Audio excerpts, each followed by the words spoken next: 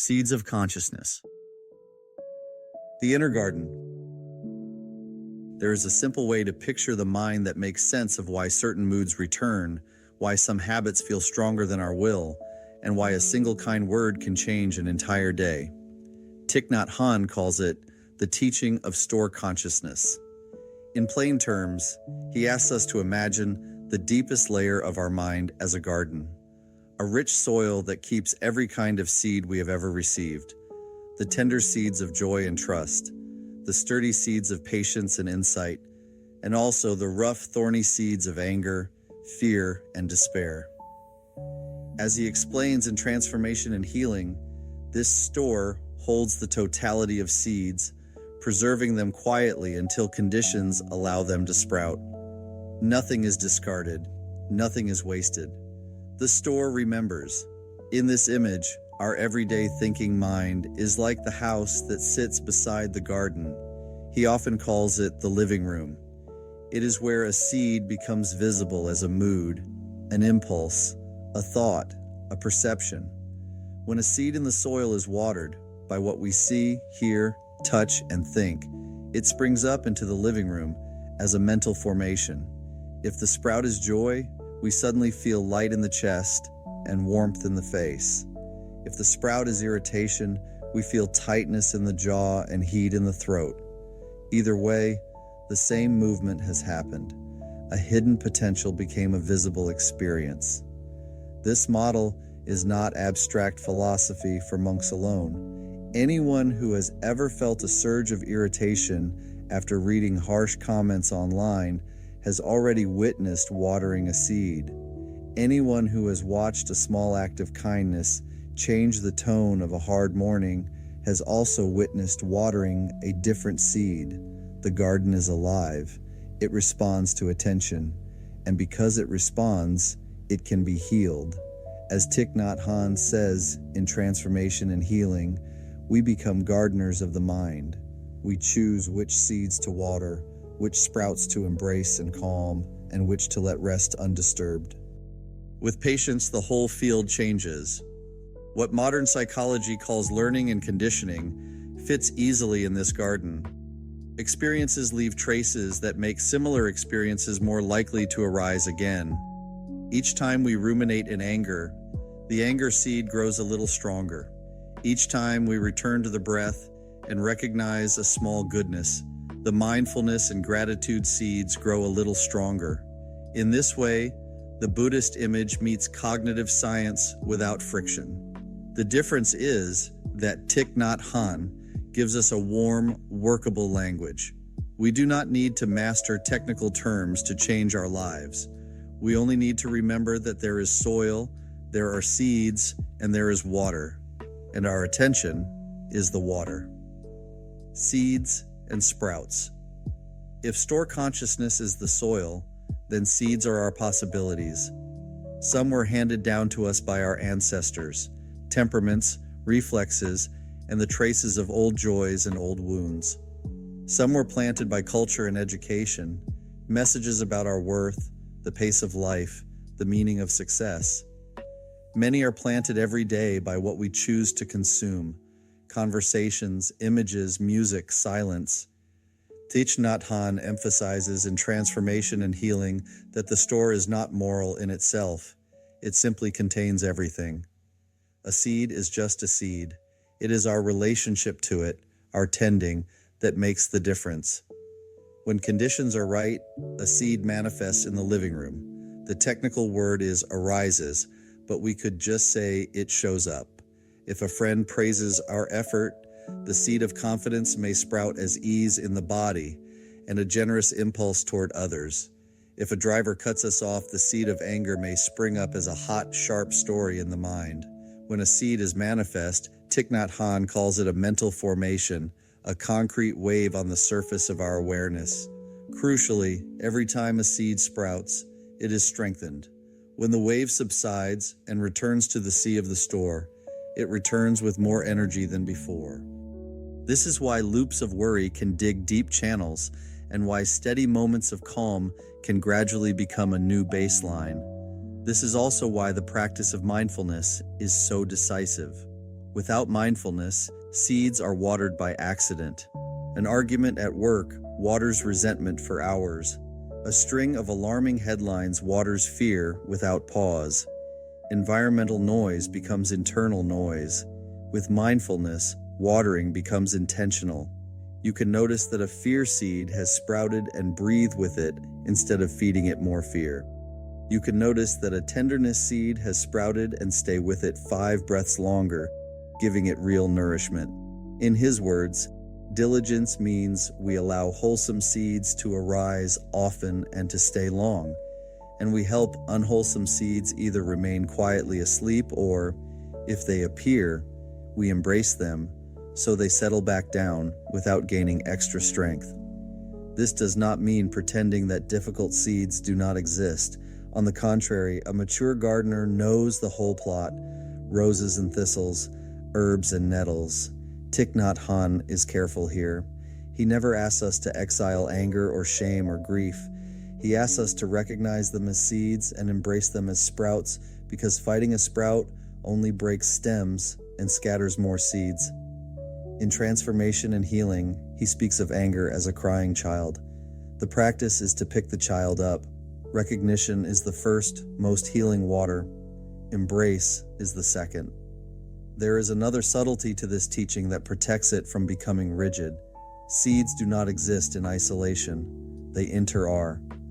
Fear and love, for example, are not separate boxes. They arise in relation to conditions. Sometimes fear is an expression of love for our safety or our children. Seeing this, we can touch the love inside the fear and water that instead of attacking the fear itself. The garden is living ecology, not a diagram. Mindfulness keeps our hands sensitive enough to feel how things actually grow. Mindfulness as the gardener.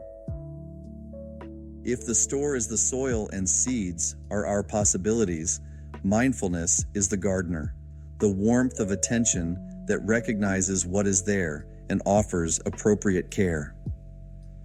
Thich Nhat Hanh often describes mindfulness as an energy, a living light we can generate by breathing and coming home to the body. When this energy is present, it does 3 things at once.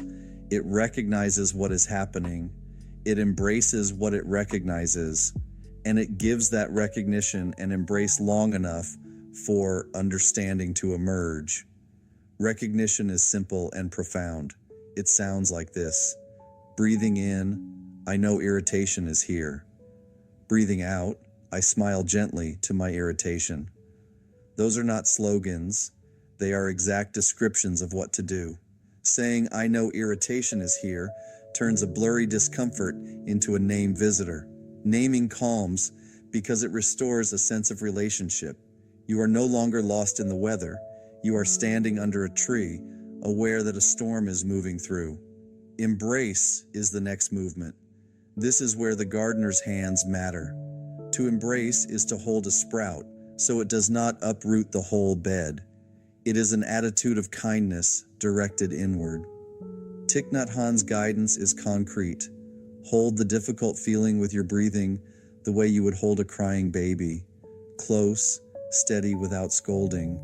Walk slowly. Sit with your back supported and your face soft.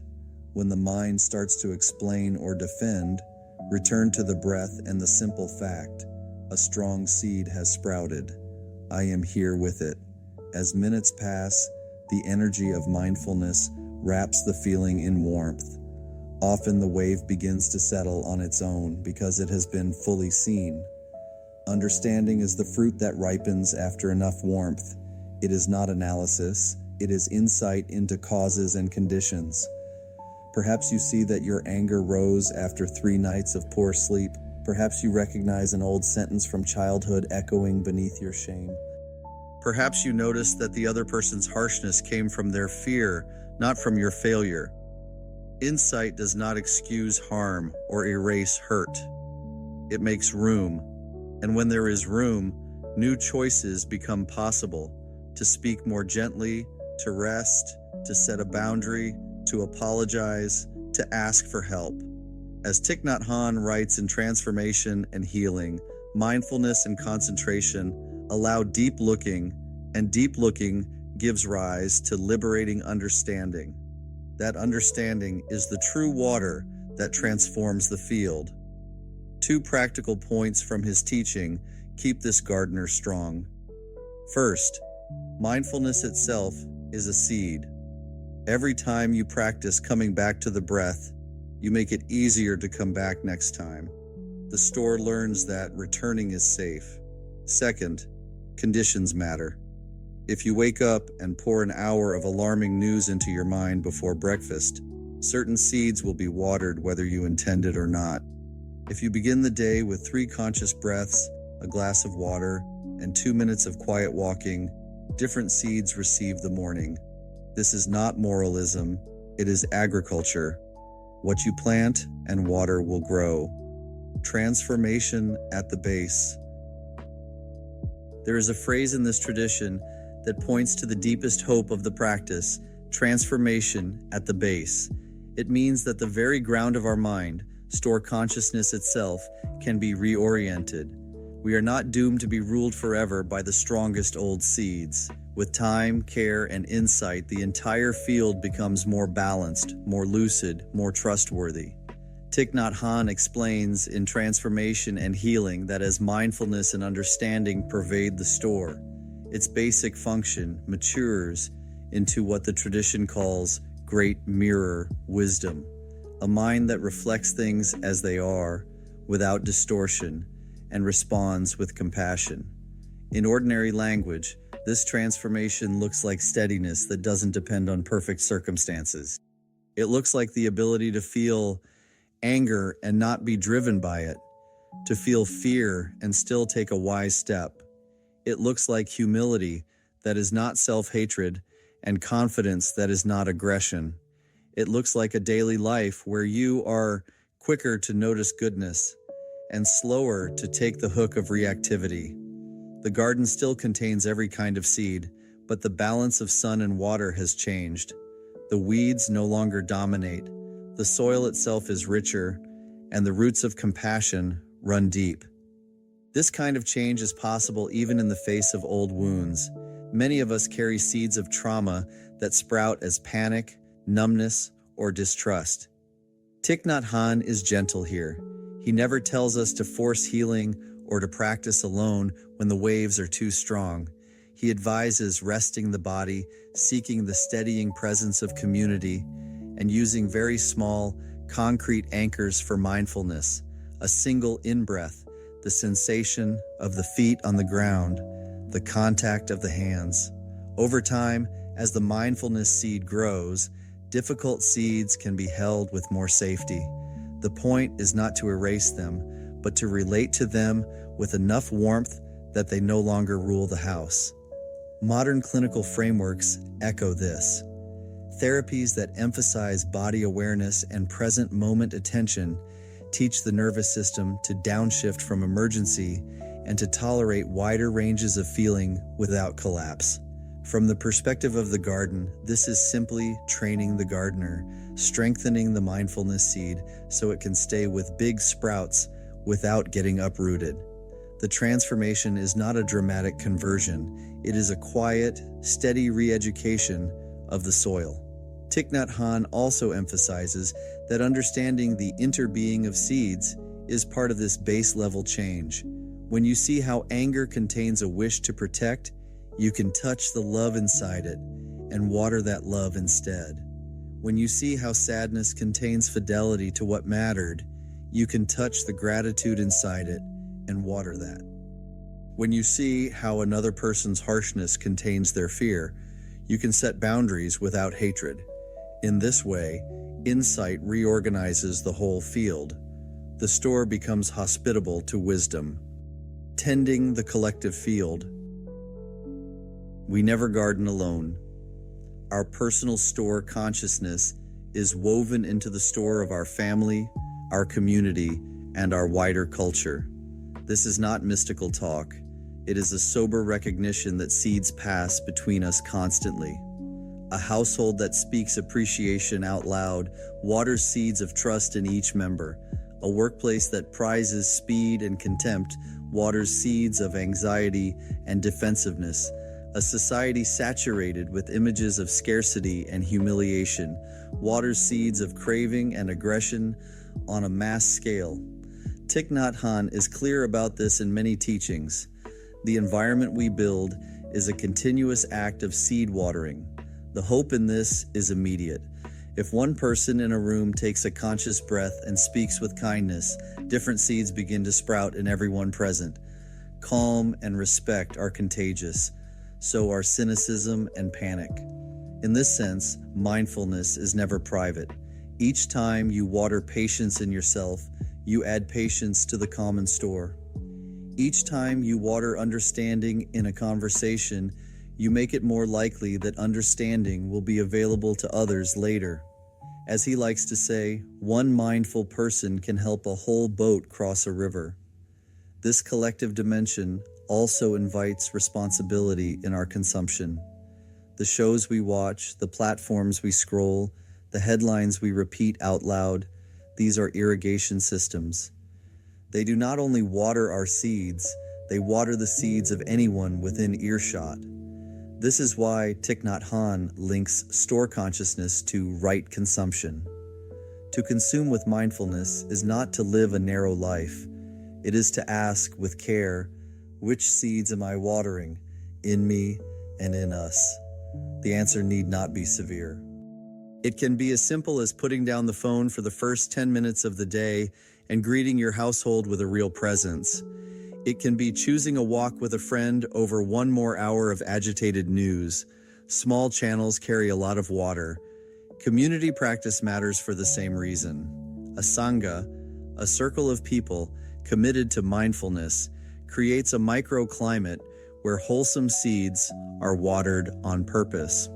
Silence at the start of a meal, a shared bell of mindfulness in a meeting, a habit of acknowledging effort before offering critique. These are forms of collective gardening. You can feel the difference in your body inside such a field. It is easier to breathe, easier to speak truthfully, easier to take in good news without suspicion. Store consciousness responds. Living with seeds. The beauty of this teaching is that it translates into daily life without strain. To live with seeds is to live with a soft, awake attention to what you are watering and what you are letting rest. There is no need for dramatic vows. The practice is modest and rhythmic, returning again and again to the places where life already carries you. When you wake, before the mind reaches for projects, let one breath touch the seed of gratitude. Feel the support beneath your body, the air entering your lungs, the fact of another morning. You are already watering the seeds you will need later. As you walk to the kitchen, notice the touch of your feet on the floor.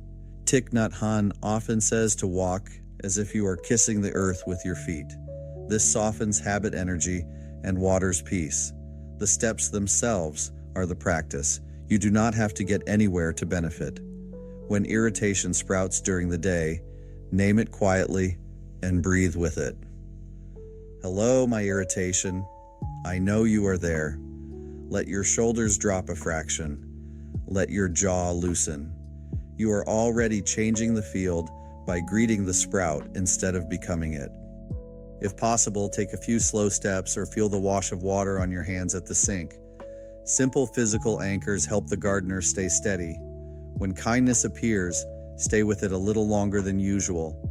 If someone smiles at you, let the warmth spread in your chest for 3 full breaths.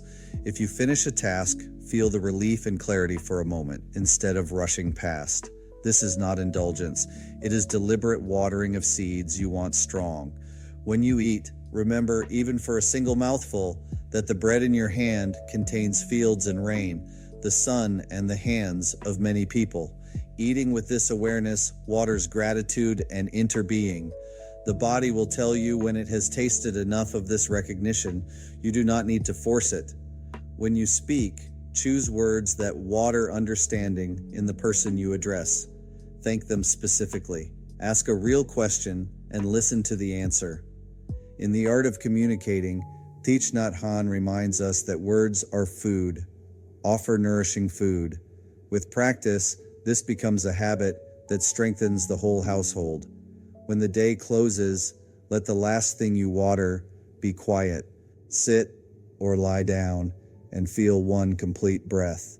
If a difficult seed is stirring, place a hand where you feel it and promise to be with it tomorrow.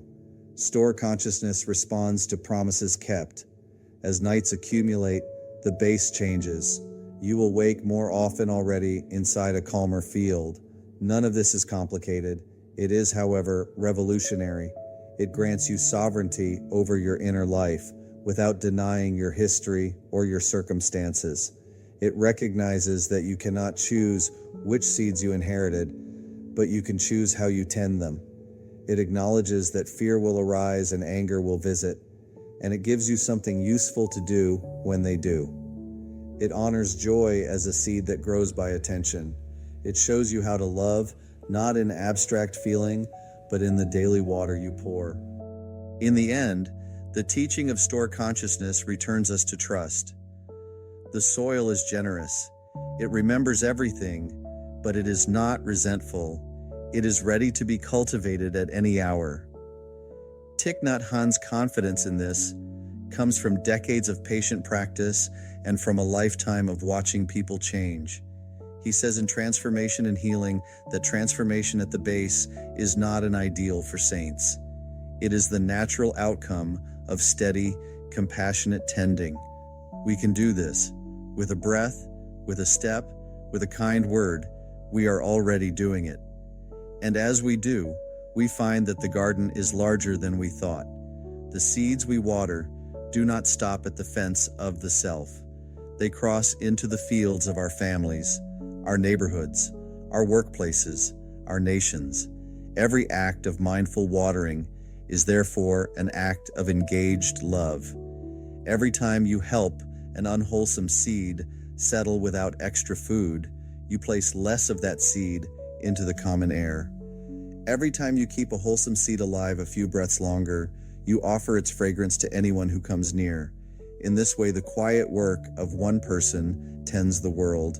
So let the practice be simple. Touch the soil of your breath. Notice the seed that is sprouting now. Offer the water of your kind attention. Trust the process. Day by day, season by season, the field changes. The living room becomes a place of hospitality. The base grows clear.